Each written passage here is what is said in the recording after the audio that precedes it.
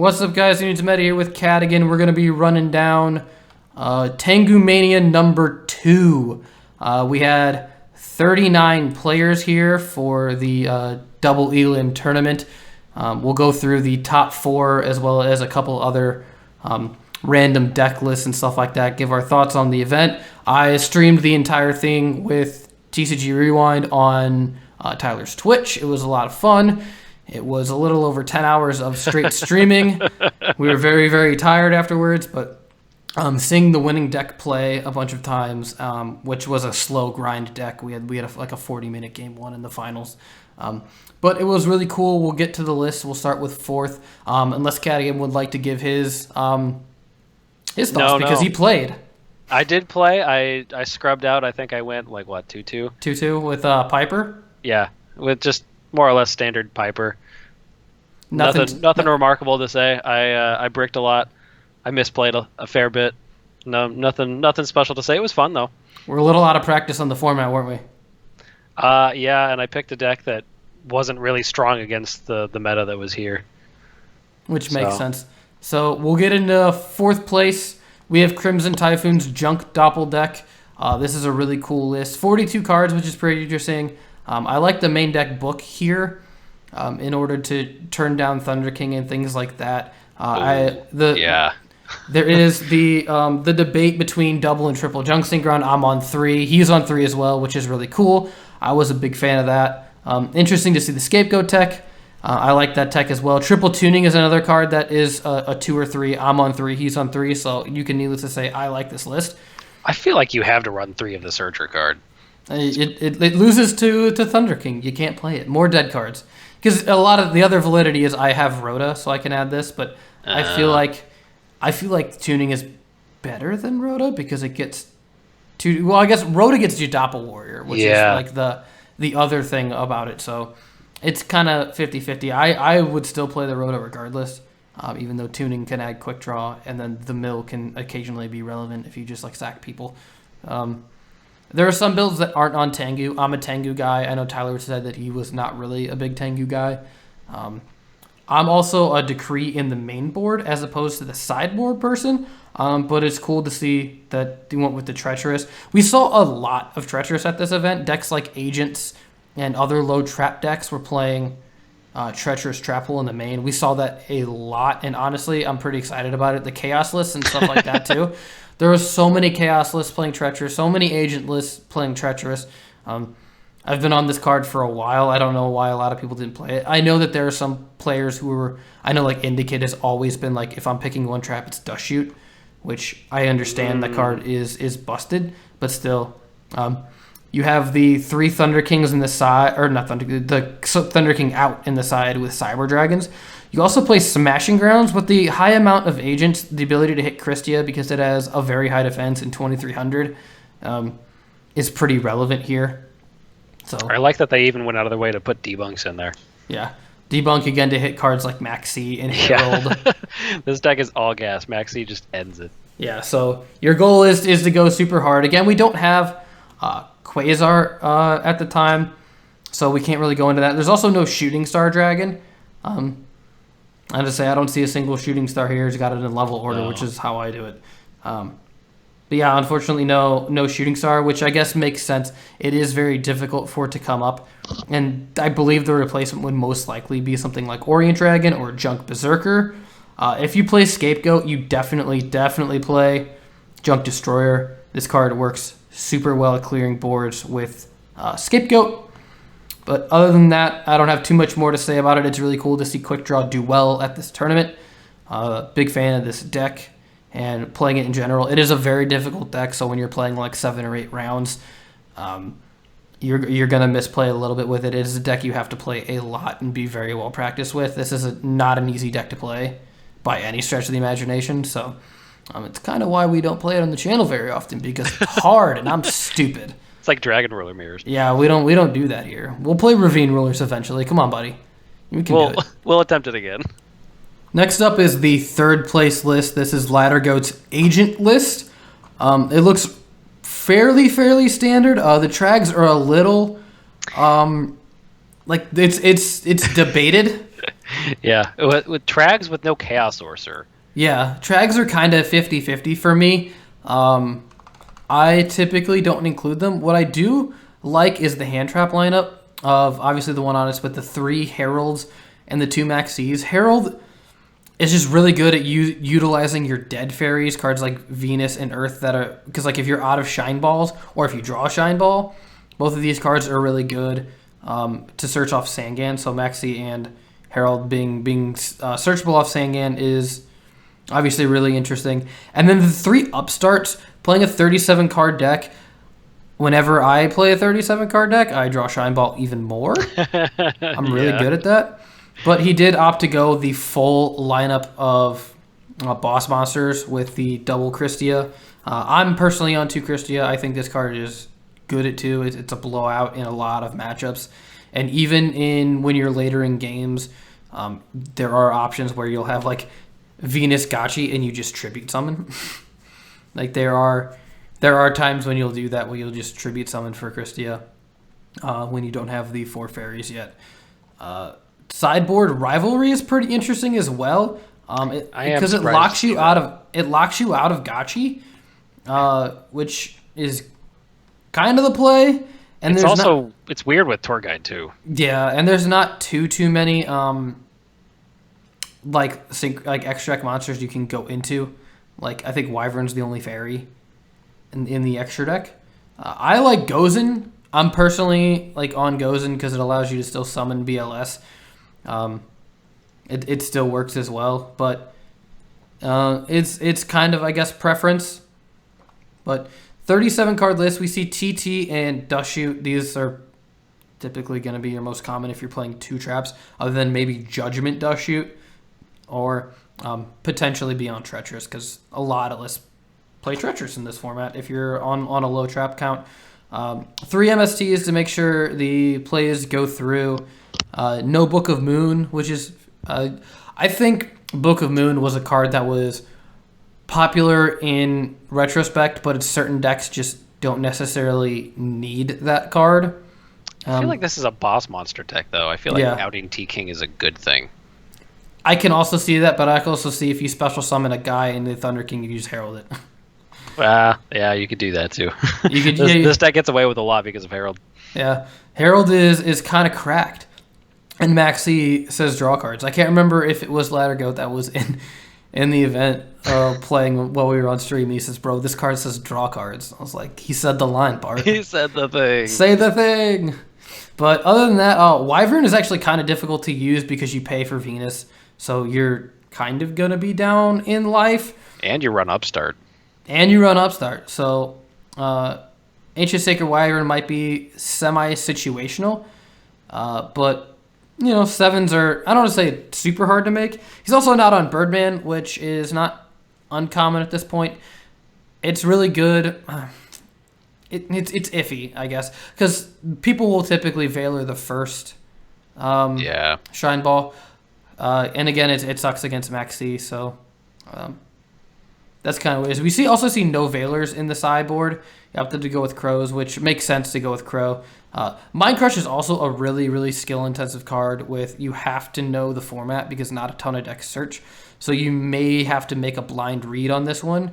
But at the same time, I don't know. I just think this card is really difficult to play in this format because not a lot of decks search. But it also is really good in the mirror because you're going to be searching off Earth. Both players are going to be going off Earth and then getting that information. Just even if you're hitting a card that isn't going to do anything, like hitting that Venus, like just having the hand knowledge is pretty cool. 3 Decrees, nothing too out of the ordinary there. Double Levier isn't really uncommon here because of Tour Guide and being able to Levier back all of your banished fairies and being able to banish back or summon a banished like Herald and being able to add it back to, or being able to use it as a tuner. So you have so many different tuners with Earth and Herald that you can summon off of them. You know what I had happen to me in one of my games is somebody turn 1 banished from their hand to summon Hyperion and then went to Tour Guide the Venus that they banished back. I maxied and they heralded me and just continued to push my face in turn 1. It was insane. It is nuts to see turn 1 Hyperion. That's That's rolling greed. Yeah, I passed and they just went off on me. Sick. Oh, it was the second turn of the game, and you just got Yeah. like OTK. Yeah. Okay, then that makes sense. I was like, yeah, turn one, Hyperion, no target. And then so we'll move on to second place, and that would be this is Tia's list here for plants. It's fairly standard in terms of a plant list. It's very similar to Billy's list. We see 2 Valor instead of 1 Caius instead of 2, 1 Econ, no Scapegoat, and 2 D prisons in their spots, and everything else, I believe, is Billy's list.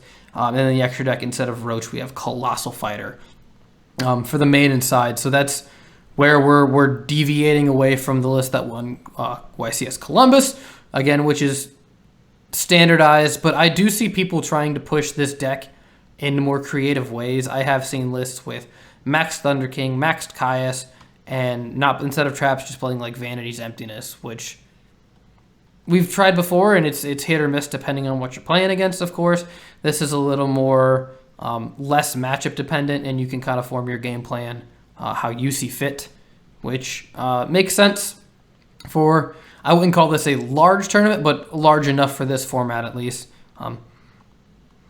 Anything you have to say about the main board before we move on to the side deck? No, not particularly. You covered most of it. I wonder how well the D prisons worked out. Especially with no Mirror Force rather than playing like 1-in-1. Yeah. But maybe some of the like banishing Grapha or something like that, being able to remove stuff. A lot of the issues this deck might have might not be like wide monsters, but like wide boards, but just bigger monsters that the deck can't really contend with. And into the extra deck or the sideboard, double Cyber Dragon mismatching, goated. Psychological damage. The other, what's the awful joke? Your mom is so poor she proxies on DN. Yeah. Classic. So that's kind of what this gives me, like that vibe of. I love it. The 1 Crow is super common. You're going to be getting Sangan pretty easily with triple Tour Guide. The amount of Tour Guides in this tournament was very high.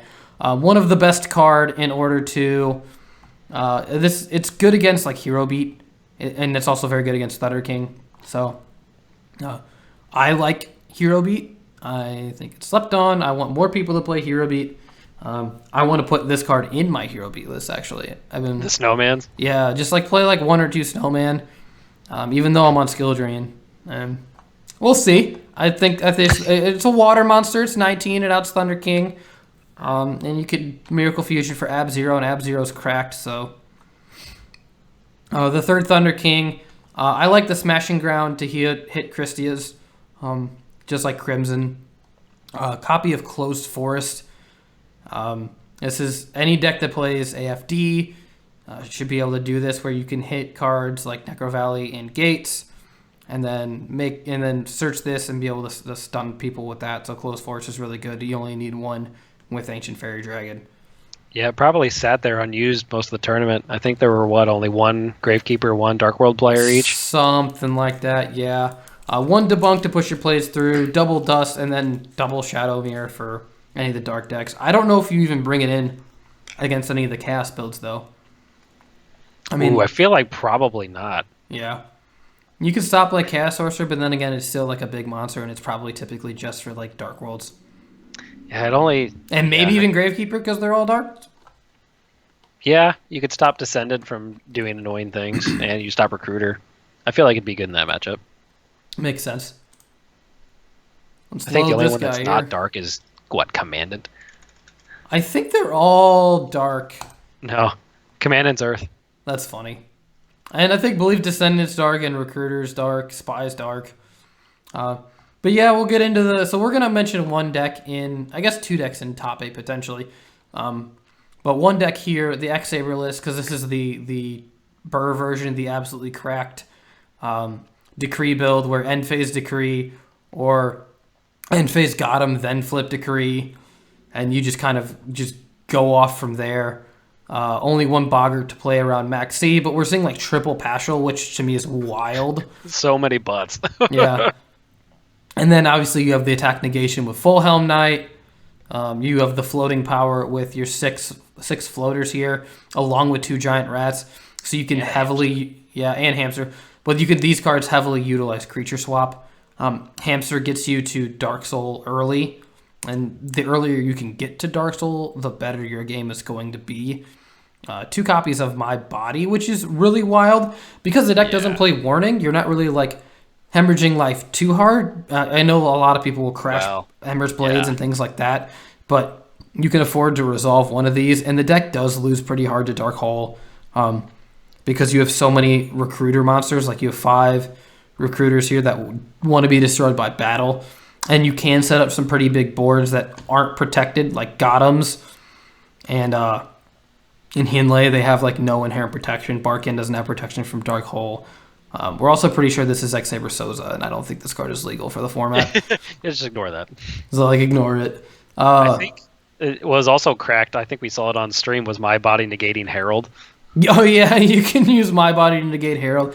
You can't, unfortunately, My Body in damage step, even though it says negate the activation. What, really? Yeah, it still doesn't let you. It's just one of the things where it was ruled that you can't do it for the longest time. I don't know if they ever changed it, but for the longest time you can't My Body in damage step. It's just one of those really quirky rulings. It's kind of like how Spiritualism in the OCG targets, but in the TCG doesn't target, just because of the translation. Huh. The more you know. The sideboard is pretty standard, but you notice that like he has for when the 3 decrees are just absolute ass, like in a matchup where you're playing against a non-trap deck, you have warning torrential to just board in for the 3 decrees. So it's like, oh, I don't need to, negate trap cards because my opponent really isn't playing any, so I'll just play real trap cards instead, which is a really cool strategy. Typically you see the inverse, where it's the real trap cards and then the decrees for the decks that are going to kind of try and heavily punish you. But other than that, this list is pretty cool, pretty fast. It turbos out really hard and utilizes cards like Creature Swap and My Body pretty effectively, which is really neat. Overall top 8. So we wanted to do an honorable mention in top 8 as well. Yeah, the only X-Saber. Yeah, the only X-Saber. Yeah, and no machine deck, so no Karakuri, no Machine to Gadget, and I was kind of bummed because I was kind of hoping. I was thinking before the event, I was like, man, I really hope I get to see Karakuri. There was also 2 players who kind of scrubbed out early, which is unfortunate, playing Hydro Pump's Infernity list. Oh. That we were trying to find. We're hoping they were still playing by like round 4 or 5 when we were hopping through games, and unfortunately they were not. We actually got your round 1. Sorry, dog. Oh, really? Yeah, you kicked off the stream. Oh, I was round 1. That's right. Yeah, you were round 1. You kicked off the stream. My swift defeat. We got to view some other games pretty quickly. Thanks, man. Yeah, anything for you. Dude, no problem. All right, so let's get into the first place list. This is Himna, a player from Germany, and they've belovedly called the deck Falcon Punch because it revolves around Mist Valley Falcon. Oh, there's a lot to unpack here. No field spell, no blast fan, no Birdman, just 3 Falcons and a Dark Spear.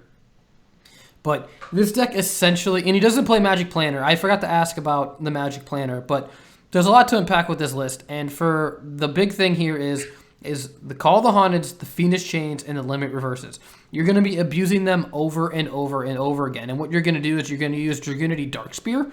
And what this card does is it says you tribute a dragon. You tribute a Dragoonity. A dragon Dragoonity monster to summon a Wing Beast. It is a dragon Dragoonity monster. And it's 1,000, so it is summonable off Limit Reverse. Essentially what you do with it is you tribute it, you like Limit Reverse it or whatever, or Fiendish Chain it, Limit Reverse it, Call the Haunt it, tribute it, summon Mist Valley Falcon from your graveyard, and then Mist Valley Falcon allows you to bounce the Limit Reverse, and you can kind of loop that over and over and over again. You can also use Limit Reverse and Call the Haunted to target your hand traps here, because you play 1 Crow, 1 Veiler, 1 Maxi, and you play Card Trooper and Sangan with Tour Guide. So these are going to get you through your deck quickly, get them to your graveyard, and then allow you to use them over and over again with limit reverse. So like you can limit reverse an effect Veiler, summon Valley Falcon, attack, and then bounce that Veiler to your hand. And that's just this deck has potentially one of the scariest grind games in out of everything that we saw at the tournament. Game 1 of finals was 40 minutes. It was very, very, very long. And Himda played extremely well all tournament. There were so many cool plays. Another thing about this deck, I've mentioned it a bunch on stream, where I was like, people are boarding out Dark Hole against this deck. It is awful. It is so Dark Hole proof. Like, the fact that you don't make any big value heavy boards. You're typically grinding with like a monster or two. Yeah. And the end phase limit reverse summon Sangan and then attack, and then main one, you can like attack with Sangan and then bounce the limit reverse and blow it up. Or you can just turn it to defense position and limit reverse triggers killing Sangan, allowing you to search again. I know they did that with Card Trooper too. Like opponent's end phase, bring Trooper back. Your your main phase, switch it to defense so you could draw another card. And he also said that he's like, make sure you do it in an end phase so you keep your dualities live. If you draw a duality, you're not special summoning that turn. So you don't have to worry about that. You limit reverse in their end phase. Also, it punishes blind space super hard because you have 4 cards that you can essentially just flip. Target either Sangan or Card Trooper to just get you into your deck. It's super, super interesting. I also saw multiple times where he would bounce something with Zephyros and then be able to special summon the Gale. Gale, yeah. And then be able to abuse that, make Armor Master, and still have your normal summon. This deck grinds so hard. It is a very, very big control deck. If you're someone who likes hat format and wants a deck that plays like a hat mirror or like plays like a traditional hat deck, that's what this deck is. That's what it feels like. That's how it plays. You even have the Synchro Monster, Thunderlord, which you can bounce things in damage step because it is a monster effect that alters attack value. Yep. So you can even do damage step tricks with it, which is super weird. Like, I'm pretty sure you can just dodge Honest if you attack into it. If you like Falcon attacks into Honest, you could just bounce the Honest or bounce your guy so the battle doesn't continue. Because it's a monster. You can even activate in damage calc like Injection Fairy Lily. Like, this deck is nuts. And then you are setting a ton, so you have to have Judgment and Road to protect it. DB algorithm with the one-ofs, always giving you that DB algorithm. That insulated protection. And he also mentioned that he had just enough darks to run Dark Armed. The fact that you have Sangan, you have the ability to manipulate your grave. Oh, I have 4. Limit reverse one of my darks, summon Dark Armed. We're good. Yeah, or Zephyros bounce itself back, or yeah. You have 37 cards with upstarts, and then you have 3 dualities. You're able to see your back row protection with your Judgment and your Road, and then the deck is nuts. You get to play both Armed Wing and Armor Master because you have 6 and 7. It's also important to know that Dark Spear is a tuner. Yep. So you're able to make synchro plays with it. The deck is just really cool. Again, there's AFD close. So many strings, or not even like combos, but just plans of attack that you could attempt with this deck. Like Card Trooper milling your toolbox so you can access it with call and limit reverse is so neat. You don't even care about milling anything outside of like maybe Judgment or something, or or the Trinity. And I like the Grand Mole on the side because you can limit reverse or call it, and it bounces itself. So then you can Falcon back the call of the limit reverse you brought it back with. It's so stupid. I wish he played AFD here for this for the Unclosed Forest, but man, I also like the Iron Walls. I'm a big fan of Iron Wall, just because you have the ability to like. One, you can keep your Dark Spear from being DD crowed, because if Dark Spear gets crowed, you're kind of fighting an uphill battle if you don't have the tour guide for the Leviair, because you have to be able to Leviair back, because this kind of is like the focal point of the deck, is being able to make sure you're able to Dark Spear over and over and over again.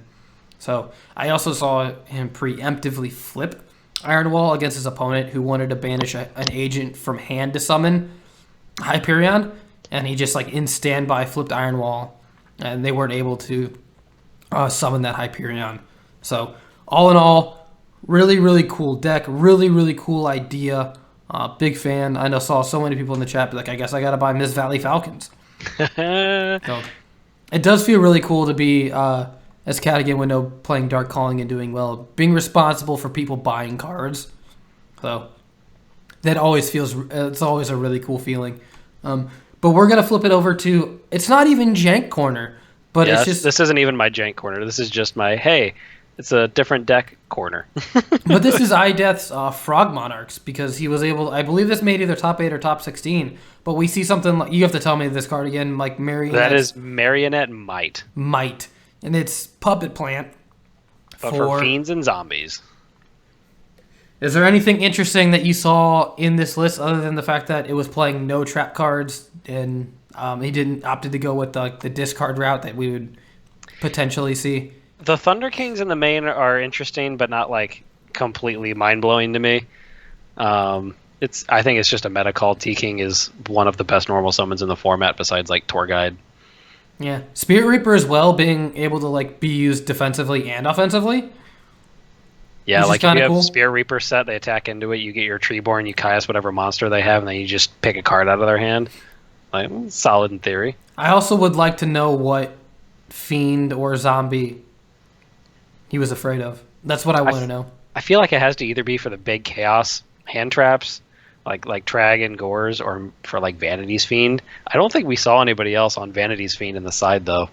This card is really good. It is very difficult to play this deck with this unless you have the Soul Exchange. And if they just have the one card and you're like Soul Exchange Rise at target itself or Soul Exchange Kai's target, it feels so bad. Yeah, it does. It feels so bad. But it's like one single Vanity's Fiend is the thing that like really like hurts this deck. Because even if you like, you can't even like Econ take it because you can't bring back the Frog.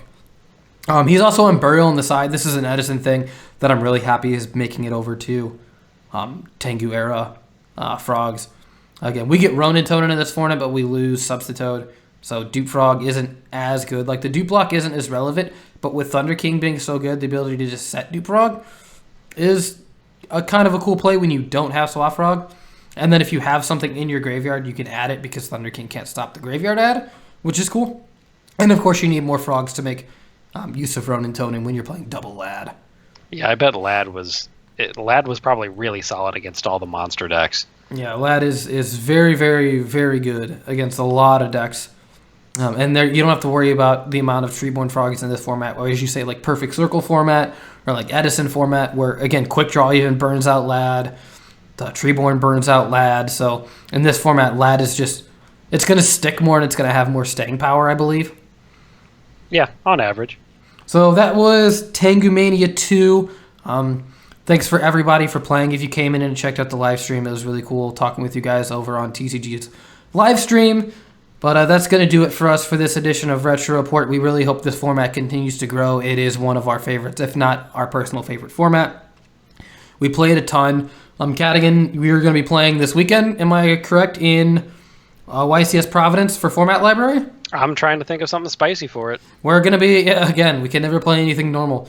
So we're going to be testing this week for that, and then you'll probably hear another report on that next weekend. But until then, thanks for watching, guys.